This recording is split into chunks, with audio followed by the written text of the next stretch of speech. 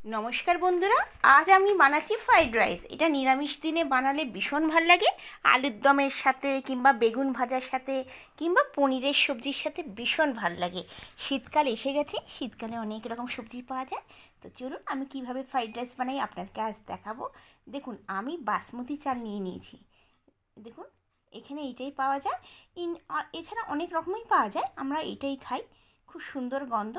এইটা আমি বেশি ধোবো না, দুবার আমি ভালো করে ধুয়ে নেব। এই ফ্রাইড রাইসটা গরম গরম বাচ্চারা ভীষণ ভালোবাসে। নিরামিষ দিনে আপনারা মঙ্গলবার বাঙালিরা যেমন বৃহস্পতিবার নিরামিষ খায়, সেদিনকেও বানাতে পারেন। এবার দেখুন, আমি আমি আর আমার ছেলে খাবো দুপুরবেলা, ওই জন্য এটাই বানাচ্ছি। সসপ্যান আছে, ছোটো একটা সসপ্যান আমি নিয়ে নিয়েছি। সেখানে আমি জল দিয়ে দিয়েছি 2 মগ।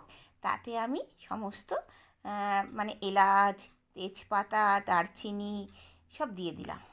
লবঙ্গ, আম, দুটো এলাচ, 3টে এলাচ দিয়েছি, দুটো তেজপাতা দিয়েছি, 3-4টে লবঙ্গ দিয়েছি আর একটা দারচিনি দিয়েছি।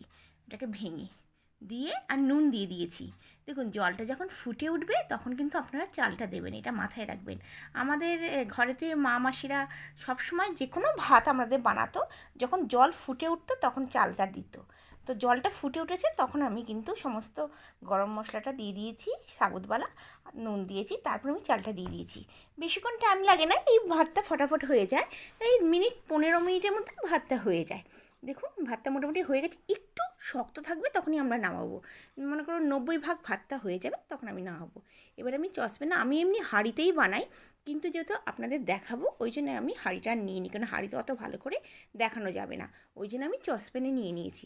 নিয়ে আর দেখুন, এই যে একটা বড় ছাঁকনি আছে, যে ছাঁকনির মধ্যে যতটুকু ভাত আসে অতটুকু দিয়ে দেবো। আর বড় আর একটা ছাঁকনি আমার কাছে আছে, সেখানে আমি বাকি ভাতটা ঢেলে দেবো। দেখুন, আমি এই ছাঁকনির মধ্যে ঢেলে নিয়েছি। কিছুক্ষণ ছাড়নি 15 থেকে 20 মিনিট রেখে দিয়েছিলাম ওরকম অবস্থায়। তারপরে তাড়াতাড়ি ভাতটা নিয়ে থালার মধ্যে আমি ঢেলে দিলাম। এতে আমি ঘি দেবো। আমি অবশ্যই ফ্রাইড রাইস আপনারা বানাবেন ঘি, আমি ঘরে যে ঘি তৈরি করি সেই ঘি দেবো। আমি 3 চামচের মতন ঘি দিয়ে দিলাম। ঘি দিয়ে আর দেখুন, 8-10টা বিনস আমি ছোটো ছোটো করে একটু ডিজাইন দিয়ে একটু কেটে দিয়েছিলাম। একটুখানি মানে কাঁটাটা সোজা কাটিনি, একটু ছোটো ছোটো ব্যাকা টাইপের কেটেছি, একদম ডুমো ডুমো করে। ওই প্রথমে আগে আমি না বিনসটা ভেজে নেব ঘিতে। আমি পুরো রান্নাটাই ঘিতে করব। দেখুন, ভীষণ সহজ পদ্ধতিতে আমি একদম ফ্রাইড রাইস বানাচ্ছি।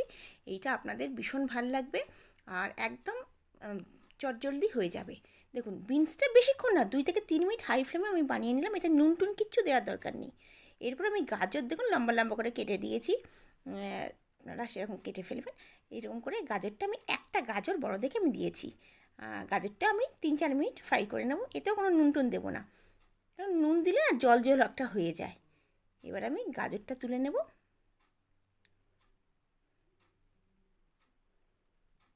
ভীষণ চটজলদি হয়ে যায় আর খেতে দারুণ লাগে। শীতকাল এসে গেছে, অনেক রকমের সবজি পাওয়া যায়। আপনাদের মন পছন্দের সবজি দিয়ে আপনারা এই ফ্রাইড রাইসটা বানাতে পারবেন।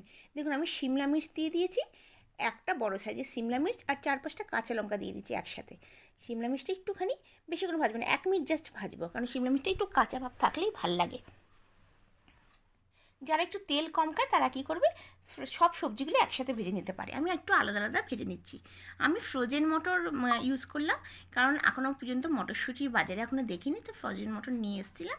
এই ধরুন 100 গ্রামের মতন মটরশুঁটি আমি একটুখানি দিয়ে ভেজে নিলাম। আবার আমি ঘি দেবো, আমি কিন্তু পুরো রান্নাটা ঘিতে দেবো। এবার কিন্তু সমস্ত ড্রাই ফ্রুটস দিয়ে দেবো।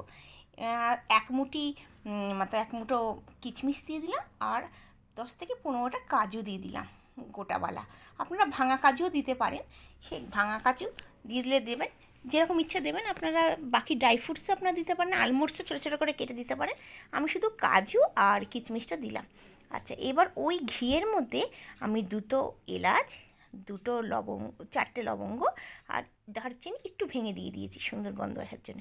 একটুখানি সুন্দর গন্ধ আসবে, তারপর আমি যে ভাতটা মানে রেখেছিলাম থালার মধ্যে, ভাতটা না আপনাদের হয়ে যাওয়ার পর একটু থালার মধ্যে না খুলে রেখে দেবেন ফ্যানের নিচে, একটু ঝরঝরে হয়ে যাবে, কারণ গরম থাকলে আবার ভাত গলে যেতে পারে। এবার দেখুন, আমি ভাতটা ওই ঘিয়ের মধ্যে দিয়ে আমি নাড়াচাড়া করে নিলাম। একদম সহজ পদ্ধতিতে, কিন্তু খেতে দুর্দান্ত লাগবে। আমি যেইভাবে বানালাম সেই বানাবেন, দারুণ লাগে। দেখুন, আমি গাজর, বিনস, মটর, শিমলা মির্চ, ড্রাই ফ্রুট সমস্ত ভেজে রেখেছি, সেইগুলো আমি থালার মধ্যে দিয়ে দেবো, দিয়ে নাড়াচাড়া করে নেব। এটা আপনারা ফুলকপির সবজির সাথে কিংবা আলুর দমের সাথে দারুণ লাগে, পনিরের সাথে, নত এমনিও খেতে ভালো হচ্ছে। আমাদের বাচ্চারা তো এমনি খেয়ে দেয়, বলে মা একটু বেশি করে বানাবে। দেখুন আমি প্রথমে নুন দিয়ে দিয়েছি, নুনটা তখন দিইনি, ভাতের মধ্যে নুন দিয়ে দিয়েছিলাম বেশি করে, তো ওই জন্য নুনটা দিইনি। এখন আমি নুন দিলাম, আর 1 চামচের মতন চিনি পাউডার, চিনিটাকে আমি মিক্সার গ্রাইন্ডার পাউডার বানিয়ে নিয়েছি, চিনি পাউডার। আপনারা অবশ্যই চিনির পাউডারটা দেবেন, সাবুত চিনিটা দিলে একটু অসুবিধা হবে। আমি নুন দিয়ে দিলাম 1/2 চামচ, আর 1 চামচ চিনি পাউডার দিলাম। আপনারা যেরকম মিষ্টি খাবেন সেই অনুযায়ী দেবেন। আর একটু ফ্রাইড রাইসটা মিষ্টি মিষ্টি খুব ভালো লাগে।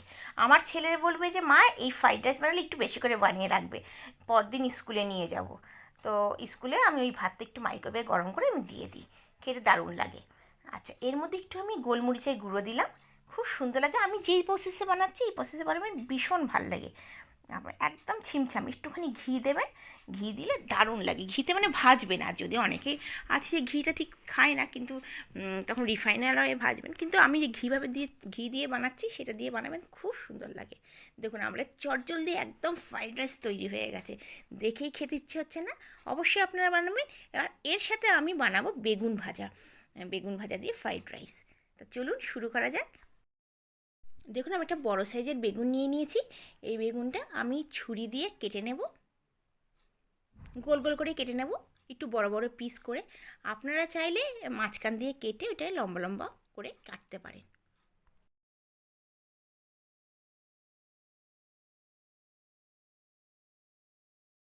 আপনারা চাইলে বেগুনটা আগে ধুয়ে নিতে পারেন, তারপর কাটতে পারেন, কিন্তু আমি আগে ধুয়ে নিয়ে আমি বেগুনটা কেটে নিলাম। এবার ধোবো, 4-5 বার একটু ভালো করে ধুয়ে নেব। দেখুন বেগুনটা ধোয়া হয়ে গেছে। এবার এর মধ্যে আমি নুন দেব, হলুদ দেব,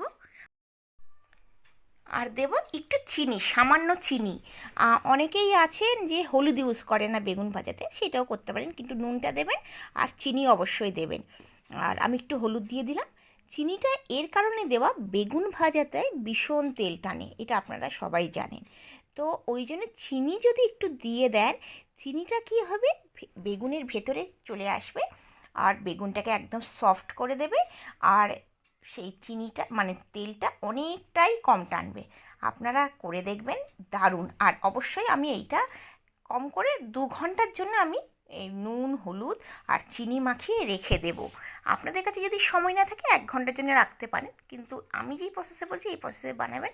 আপনারা একটু 1-2 ঘন্টা আগে কেটে নেবেন বেগুনটা, কেটে মাখিয়ে টাকিয়ে ঢাকা দিয়ে রেখে দেবেন। দেখুন ভালো করে আমি নুন হলুদ আর চিনি মাখিয়ে রাখলাম। এবার আমি রেখে দেবো। এখন আমার ঘড়িতে বাজে 10টা, আমি 10টার সময় রেখে দেবো, 12টা নাগাদ গরম গরম এটা ভাজবো আমি।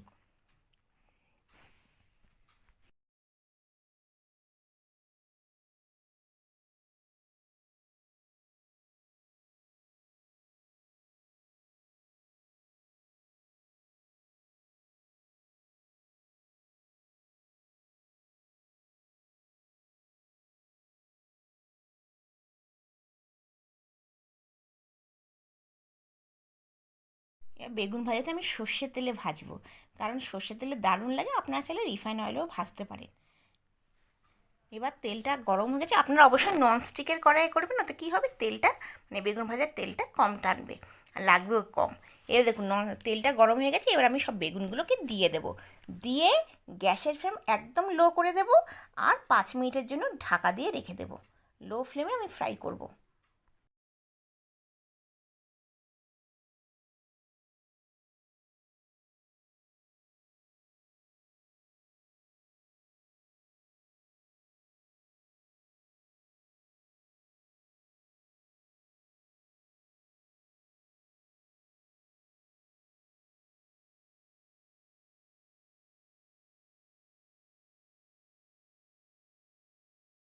পাঁচ মিনিট হয়ে গেছে।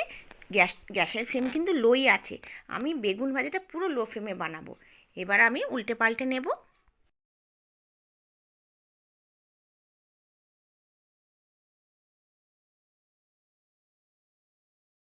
এবার আমি ঢাকা দিয়ে আরও 5 মিনিটের জন্য রাখবো, মানে ফ্রাই করবো আরও ঢাকা দিয়ে 5 মিনিটের জন্য।